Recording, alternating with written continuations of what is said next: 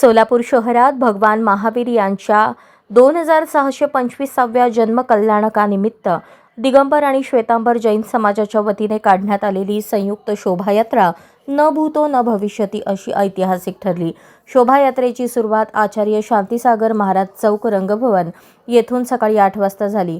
यापूर्वी डॉक्टर सुहास रतिकाल करकमकर शहा यांच्या हस्ते ध्वजारोहण आणि वीरध्वजवंदन करण्यात आले। निर्यापक श्रमण मुनिश्री 108 वीर सागरजी महाराज यांच्या मंगल आशीर्वादाने कार्यक्रमाला आध्यात्मिक स्वरूप लाभले। जगा आणि जगू द्या हे भगवान महावीरांचे तत्वज्ञान जगाला शांततेचा मार्ग दाखवणारे असल्याचे त्यांनी सांगितले। हत्ती, घोडे, 12 बग्गे आणि 108 फुटांचा भव्य जैन ध्वज हे शोभायात्रेचे आकर्षण ठरले। दिगंबर समाजाची चांदीची पालखी आणि श्वेतांबर समाजाची चांदीची बग्गी यामध्ये भगवान महावीर विराजमान होते। विविध शाळा महाविद्यालयांचे विद्यार्थी, लेझिम पथक तसेच भजन दांडिया सादरीकरणामुळे संपूर्ण शहर जय महावीरच्या जयघोषात दुमदुमून गेले।